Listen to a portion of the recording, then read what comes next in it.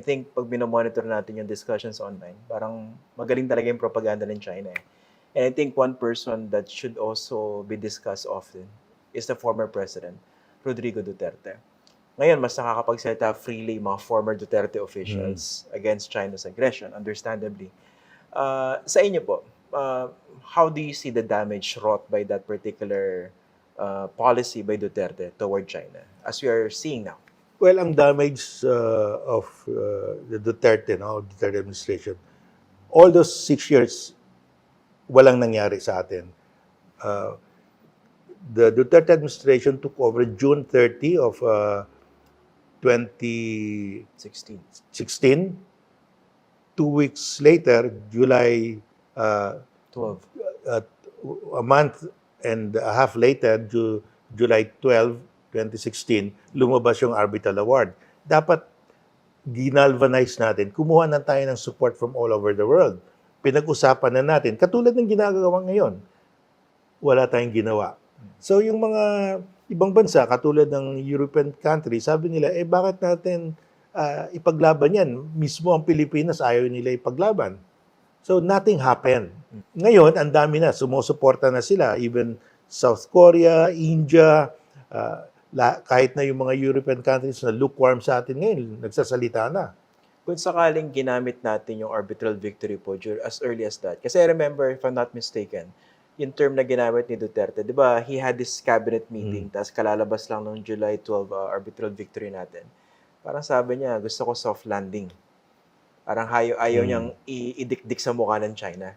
And some people were thinking, baka naman ayaw lang ipahiya kasi kabago-bago niya. Pero it took a very, very long time before he actually invoked it. Diba? That was close toward the end of his administration. Well, aminin na natin, linoko tayo. Dahil, sinabi niya, remember sa mga debate, sabi niya, magdi-jet ski ako, papuntang Scarborough Shoal. Pagdating doon, hahamunin ko yung Chinese guard doon. Barilan tayo. Ngayon, yung naging presidente na siya, sabi niya, loko-loko kayo, stupid kayo pag naniwala kayo sa akin. Hindi nga ako marunong lumangoy eh. Yun nga eh, parang... In other words, linoko tayo. Oo. Yung pala, he wanted to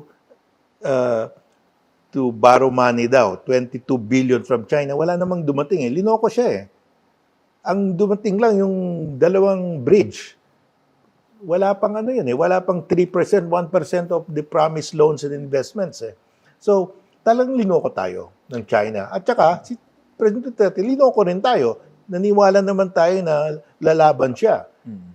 I'd like to challenge that a bit, Justice, yung term na niloko si Duterte. Kasi that presupposes na mukha siyang inosente. Do you see it that way ba? O baka naman parang connivance kayong napapansin? Hindi. Siguro naniwala siya na bibigyan siya ng pera ng China. I mean, bibigyan ang Pilipinas ng pera, loans and investments. I'm sure he hoped na dumating yon. Pero hindi rin dumating eh. Kasi tingin ng China, hindi natin sigurado sino yung papalit. Sa atin lang, yung presidente lang. Lahat naman ng mga tao, 80%, ayaw eh. Oo. So, baka they will be throwing good money after bad, no? So, they were not sincere in those promises. Halata naman eh. Oo nga po eh. Tsaka yung issue na ngayon, nakikita natin, Chinese influence, it's all over social media. Isa sa mga kinakatakutan ay yung mga kandidato na pwedeng suportahan ng China. Sa perspective nyo, gaano kaseryoso yung banta na yun po? Well, ang China, ang tingin nila, we don't have to go to war against the Philippines to bring the Philippines to our orbit.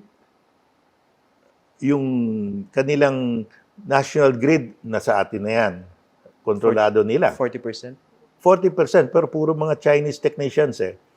Tapos yung madami na tayong tao dyan, mga pogo, madami na tayong strategic investment. I'm sure namili na sila ng lupa facing the South China Sea, di ba? Madami tayong So, sabi nila, kaya natin kunin yung Pilipinas, bayaran na lang natin yung mga leaders nila, mas mura pa. Yun ang mas masakit, Justice. Yeah, that has been their strategy even in other countries. Capture the leadership. So you don't see a shooting war happening, at least not triggered by intention. No, China doesn't want to go to war. America doesn't want to go to war. Why? Because China has only at most 500 nuclear bombs. The US has 5,500. If there will be a nuclear war, not a single Chinese citizen will survive. Walang maiiwan sa kanila. Totally. Talagang maubos sila. America, US, there might be areas where they will suffer substantial damage, but they will survive. So, under that situation, China will not go to war. Dahil suicide yan sa kanila. Ngayon, ang doctrine ng China, sa three warfare doctrine nila, we will win the South China Sea without firing a single shot. How? Intimidation. We have the biggest standing army in the world. We have the largest naval fleet in the world. We have the largest Coast Guard fleet in the world. We have the largest submarine force. Tinatakot tayo. Kaya binubuli tayo eh. Kasi ang kanilang strategy is to intimidate us na wala kayong laban.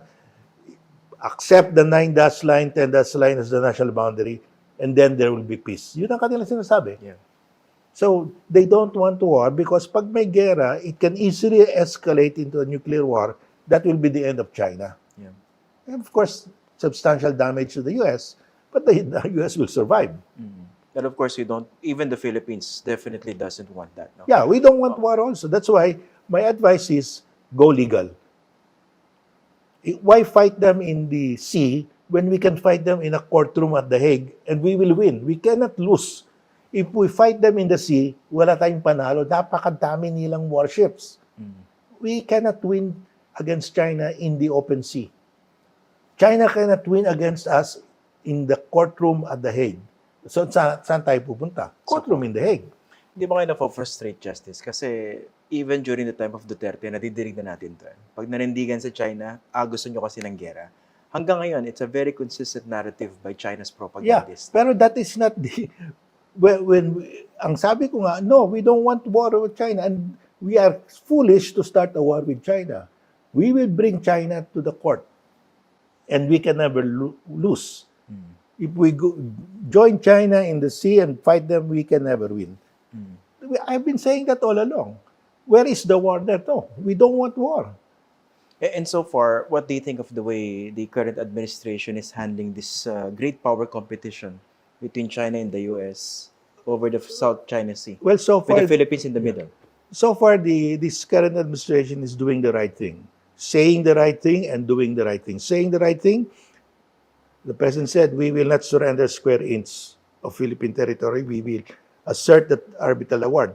Second, strengthen our alliances, ask our allies to conduct freedom of navigation operations in the West Philippines. They're doing exactly that. Yun ang recommendation ko eh. They're doing exactly that. So I'm happy with what this administration is doing as far as the West Philippine Sea is concerned. Ibang issue na ibang bagay. Well, I don't want to go to the Okay. other issues. Finally, Justice, no? I know you've been used to speaking through your decisions, no? As a member of the Supreme Court. Pero publicly, talagang very vocal kayo about the South China Sea dispute. May mga viewers tayo na ordinary Filipinos. How would you make them better understand what is at stake dito sa pinaglalaban nyo? Well, ang pinaglalaban natin dito, ang West Philippine Sea, our exclusive economic zone, the area, yung area ng exclusive economic zone natin, is larger than the total land area of the Philippines. Yun ang mawawala sa atin. Ang langis doon, oil, gas, fish, all other mineral resource mawawala sa atin. At saka we can never recover. The moment China succeeds in getting the West Philippine Sea, we cannot recover that because China is a nuclear power. How can you get it from China? So this is the only fight, our only chance to defend the West Philippine Sea. If we lose, tapos na. Hindi na natin ma-recover yan. So pag hindi natin pinaglaban ngayon, wala na. Our children and grandchildren and the generations after them will never get the oil, gas, fish, and other mineral resources.